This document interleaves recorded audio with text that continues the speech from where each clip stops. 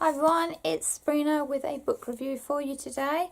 I have finished Even the Darkest Stars by Heather Fawcett. This was September's Fairy Loot book.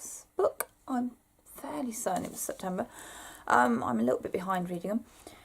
And it's a YA fantasy set in what I could consider the foothills of the Himalayas. And it's very much about a person discovering what they're capable of, and actually there's a hell of a lot more to their world than what they thought they knew. That's what I'm going to go with. Now, I was reading some reviews on Goodreads last night, because obviously I did my write-up straight away, and they are my instantaneous thoughts. If you want to go and read them, they're on my Goodreads reviews. But some people were sort of like, nothing happens for 75% of this story. Now, I could see why they're saying that. This book is very much a journey story. Think Fellowship of the Ring, where Frodo has to take the ring from A to B. We've got a lead character in here, Kamzin, who has to take a person from A to B. That's sort of the main thrust of the story. And journey stories can be very slow and sluggish, particularly if there's not a lot happening and it's all character development and world building. And boy, there's loads of world building in the opening of this book, and you really are immersed in the village, in the lives of these people, in some of the history that's been going on, how magic's involved in their lives, and some of the fears that they are all confronted with every day. And so you really get to know the place and the people being written about very thoroughly before any of that action hits. I will say, apparently this is going to be a duology. It does end on a sort of Desolation of Smog cliffhanger, if you remember seeing that film at the cinema and going, you can't leave it there. That's pretty much how this book ends, that very same sort of tone and feeling. There are some very interesting concepts in here. I love the miniature dragons that they can order about and provide light and create fire in that form. They're very sweet.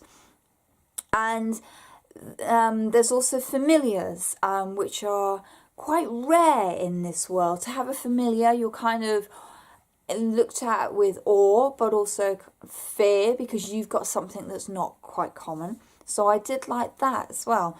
But like I say, a lot of this is a journey book, and if you're interested in mountain climbing, mountaineering and all those kind of things, then you'll probably like this, because there's a lot of that going on. And yes, the weather's just turned here in the UK, but boy, reading some of the passages in here, I really felt the cold.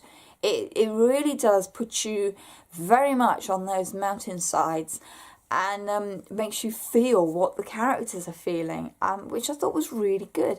It's very beautifully written.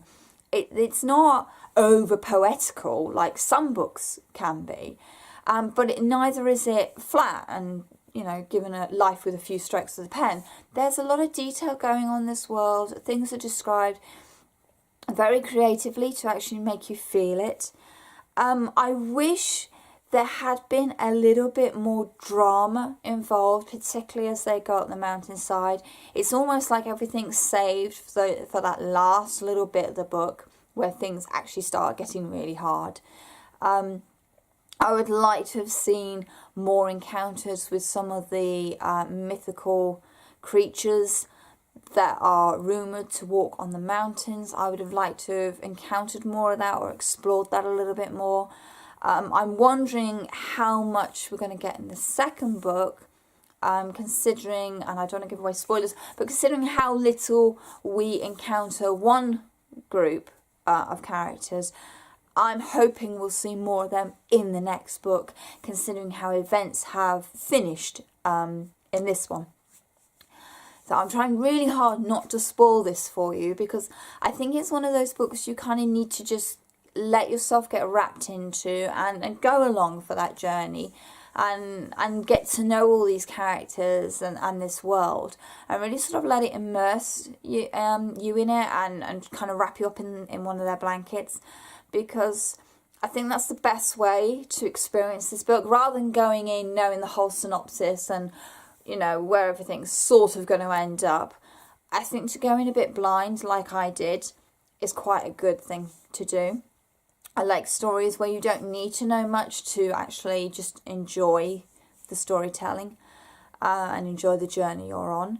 There's a twist quite a way towards the end, which I have to admit I didn't see coming, but in hindsight it's very obvious. So if you see that twist coming, well done you. And if you don't, don't take it personally, because I think the way it was written, you weren't supposed to see it coming. But if you were shrewd enough, you'd have picked up on it. But I thought that was quite good. And it certainly made interesting conflicts later on between our main character and some of the others. I do feel that I know the main character, Casmin, very well. I kind of know her best mate, Tem, pretty well. Her sister, I think, has been drawn in quite big brushstrokes, so I have an idea of what she's like, but I don't really know much about her. And certainly we've learnt a lot about River, who is the great explorer in this world. But some of the supporting characters, I think, could have done with a little bit more fleshing out, but I don't know if that would have been done at a loss to the actual story. So maybe, again, they'll be developed more in the next book. I'll have to just wait and see. Even the Darkest Stars, I would say, is well worth reading. Certainly, I would go and borrow it from the library and give it a go, because I did enjoy the story. It's you should never judge a book by its cover, but its cover very much does sum up the story. Very much the whole loneliness that's going on here, the mountain range, and even the starscape up here. It's all linked into this story, so I think it's a very good cover. The title possibly is a bit misleading, but I can see why it's been called that, so I'm not going to have a huge problem with the title. But certainly I would have borrowed this from the library, and I will be definitely checking out the second book when it's released next year, because I want to see where this story goes from. I want to see how things progress, and obviously I'm expecting a lot more conflict and drama now, because we've had the world building, we've had the character set up. I'm ready for oomph. So fingers crossed that's what the next book will be about. Even the Darkest Stars, read if you want a immersive experience of the world and characters. If you actually want to read about a romance that isn't a love triangle, you know, that's not there. She's, you know, Casmin is not a two-timer. She doesn't cheat. So the romance is actually quite, I think it's quite well structured. There's kind of a natural progression to it. And certainly if you want to experience what mountaineering could potentially be like, there's no shirking away from the dangers, the pain, and the consequences of climbing up a flipping great big mountain. To be honest, it's all there on the page for you to revel in. So there are my thoughts on Even the Darkest Stars. I personally enjoyed it. I wouldn't say it was my favourite book of this year, but I'm glad I've read it, which is, you know, a good thing to say. And I got through it a lot quicker than some of the other books that I finished this year and really wish I hadn't bothered. This one, I'm glad I read it.